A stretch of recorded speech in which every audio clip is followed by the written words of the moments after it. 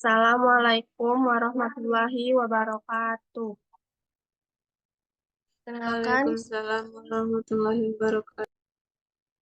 kenalkan, saya Dina Lutfia dengan NPM 2215100066 akan mempresentasikan mengenai manajemen risiko publik.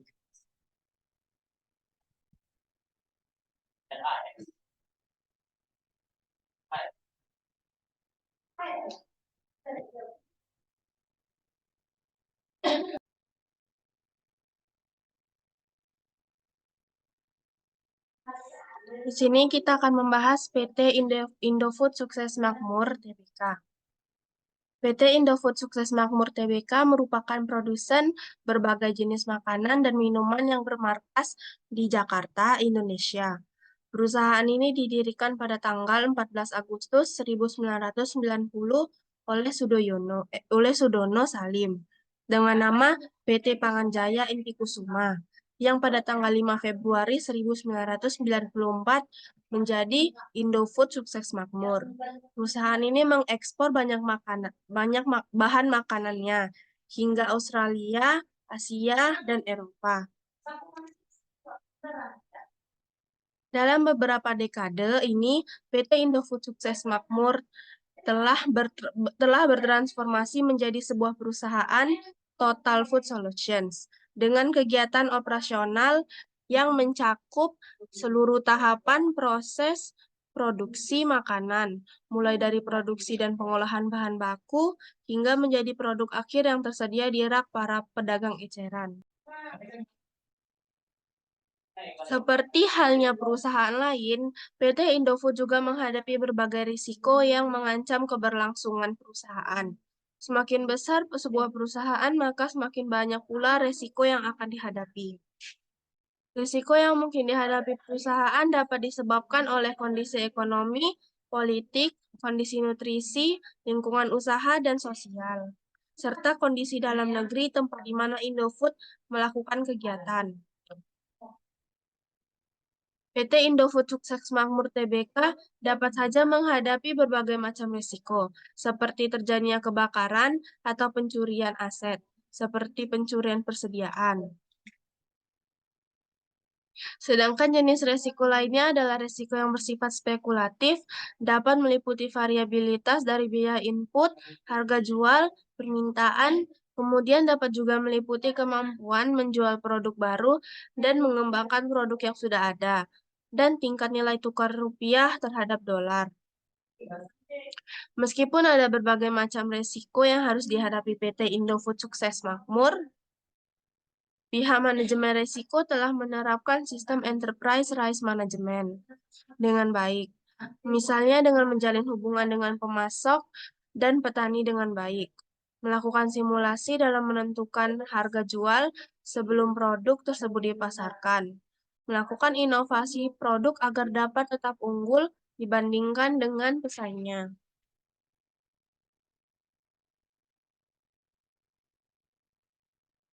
Visi, misi, dan strategi perusahaan. PT Indofood Tbk juga memiliki visi misi serta strategi untuk mengembangkan usahanya. Seperti visi menjadi perusahaan Total Food Solutions. Misinya yaitu senantiasa meningkatkan kompetensi karyawan, proses produksi, dan teknologi. Yang kedua, menyediakan produk yang berkualitas tinggi, inovatif dengan harga terjangkau yang merupakan pilihan pelanggan. Yang ketiga, memastikan ketersediaan produk bagi pelanggan domestik maupun internasional. Yang keempat, memberikan kontribusi dalam peningkatan kualitas hidup bangsa Indonesia, khususnya dalam bidang nutrisi. Dan yang terakhir, meningkatkan stakeholders value secara berkesinambungan. Lalu ada strategi perusahaan, yaitu menjalin kerjasama dengan pemasok bahan baku untuk meningkatkan kualitas produk, serta meningkatkan distribusi produk-produk. Lalu ada identifikasi risiko perusahaan. Risiko yang dihadapi perusahaan diantaranya yang pertama risiko keamanan pangan. Sebagai produsen makanan olahan dalam kemasan, dan memiliki konsumen dari segala usia, perseroan menghadapi resiko yang berhubungan dengan keamanan produk barang jadi yang dipasarkan. Walaupun perseroan telah memperhatikan faktor higienis makanan dan memastikan bahwa bahan baku dipergunakan sesuai dengan yang ditetapkan oleh instansi yang berwenang dan memenuhi persyaratan untuk memperoleh sertifikat halal. Namun tidak tertutup kemungkinan bahwa produk makanan tersebut dapat tercemar ataupun terkena isu negatif lainnya. Apabila terjadi, hal tersebut dapat memberikan dampak yang negatif terhadap kegiatan usaha dan operasional perseroan. Hal yang kedua, ada risiko fluktuasi harga bahan baku dan komoditas.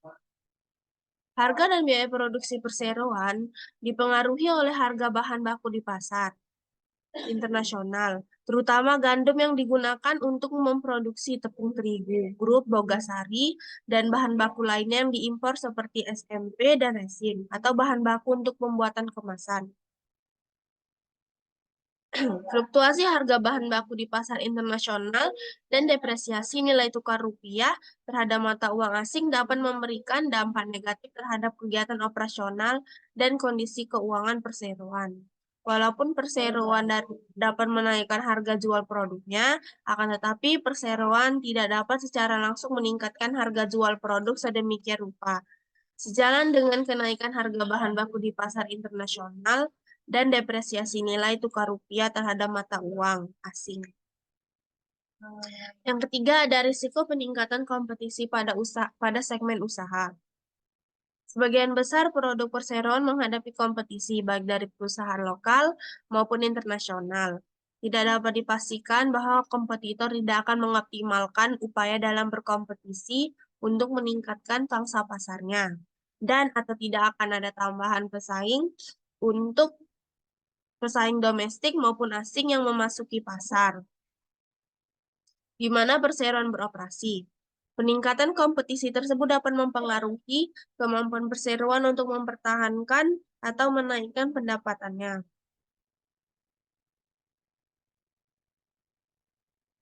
Lalu, yang keempat, ada risiko suksesi dan keterampilan tenaga kerja. Kesuksesan perseroan tidak luput dari faktor ketersediaan tenaga kerja yang handal untuk terus dapat melakukan yang terbaik, serta mendukung budaya untuk terus berinovasi agar memperoleh hasil yang unggul. Oleh karena itu, perseroan menyadari risiko kegagalan pengembangan karyawan dan memperhatikan tenaga kerja bertalenta dapat mempengaruhi kegiatan bisnis, daya saing, dan pertumbuhan perseroan secara nyata. Lalu yang terakhir ada risiko bencana alam, iklim, dan cuaca ekstrim. Secara geografis, fasilitas perseroan berupa kantor, pabrik, perkebunan, dan gudang distribusi hampir seluruhnya berlokasi di Indonesia yang berlokasi di Pulau Jawa, Sumatera, Kalimantan, dan Sulawesi. Data Indonesia berada di zona pertemuan dari 3 lempengan bumi utama yang berpotensi mengalami gempa bumi, tsunami, gelombang laut, dan letusan gunung berapi. Hal ini dapat terjadi di luar kendali perseroan dan dapat membahayakan keselamatan karyawan, merusak fasilitas, serta mengganggu jalurnya distribusi. Walaupun resiko ini tidak berdampak negatif secara langsung terhadap kegiatan usaha perseroan di masa lampau, tetapi bencana tersebut dapat berdampak negatif terhadap keadaan ekonomi Indonesia pada umumnya yang secara tidak langsung akan berdampak juga terhadap perseroan. Selain itu, beberapa kegiatan usaha dan hasil operasional perseroan juga tergantung pada iklim dan kondisi cuaca. Resiko yang berhubungan dengan hal tersebut akhir-akhir ini meningkat dengan adanya efek rumah kaca di atmosfer yang berdampak buruk terhadap suhu global dan perubahan suhu secara ekstrim. Kondisi tersebut dapat berdampak negatif terhadap produktivitas kinerja dan prospek usaha perseroan. Selanjutnya, analisis risiko perusahaan. Tujuan dari analisis risiko merupakan untuk membedakan risiko minor yang dapat diterima dari risiko mayor, dan untuk menyediakan data untuk membantu evaluasi dan penanganan risiko. Analisis risiko akan tergantung dari informasi dan data yang tersedia.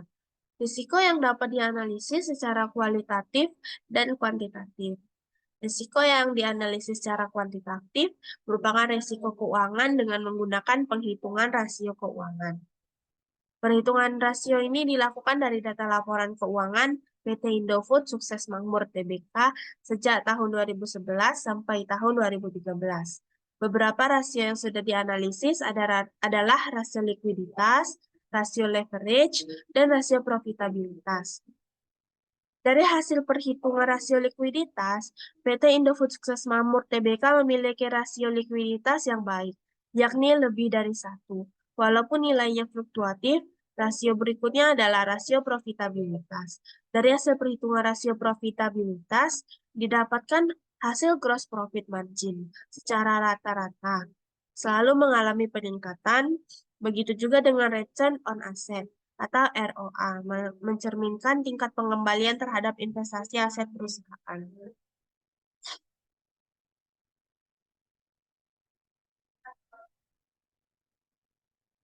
Selanjutnya, di sini ada tabel identifikasi risiko dalam manajemen risiko publik PT Indofood.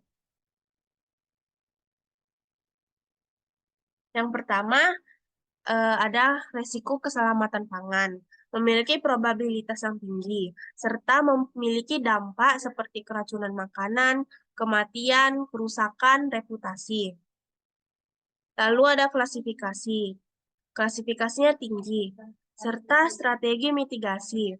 Melakukan pelatihan kepada karyawan tentang keamanan pangan, meningkatkan komunikasi dengan konsumen tentang produk recall, serta memperkuat program pengendalian mutu makanan.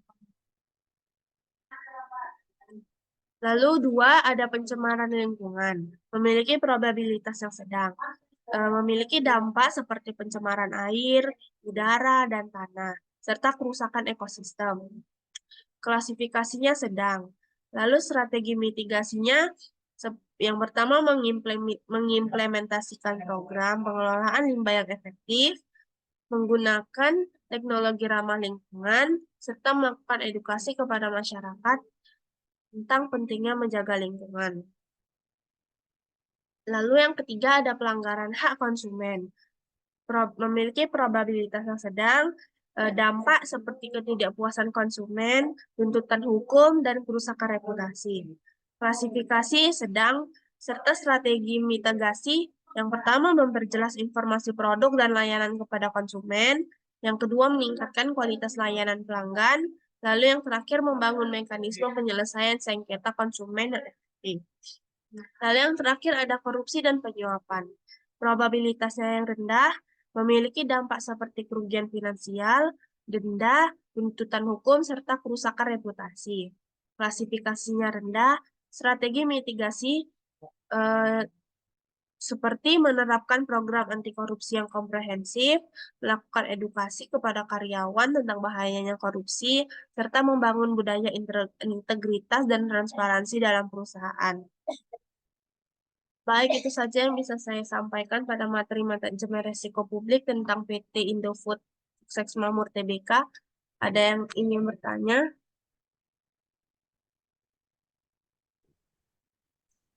Baik, terima kasih. Izinkan saya bertanya kepada Dinda Lutfia. Nama saya Asri Septiani dengan NPM 2215.1061. Pertanyaannya adalah, apa saja contoh penerapan manajemen risiko publik oleh PT Indofood? Sekian, terima kasih. Baik, saya akan menjawab pertanyaan dari Pak Asri Septiani. Apa saja contoh penerapan manajemen risiko publik oleh PT Indofood? Mengembangkan kode etik dan kebijakan yang kuat, membangun komunikasi yang terbuka dan transparan dengan pemangku kepentingan, melakukan audit dan tinjauan risiko secara berkala, serta menerapkan program manajemen yang krisis. Apakah jawaban bisa diterima, Kak? Bisa, Kak. Terima kasih ya. Sama. Baik, begitu saja presentasi saya untuk hari ini. Terima kasih. Assalamualaikum warahmatullahi wabarakatuh. Waalaikumsalam.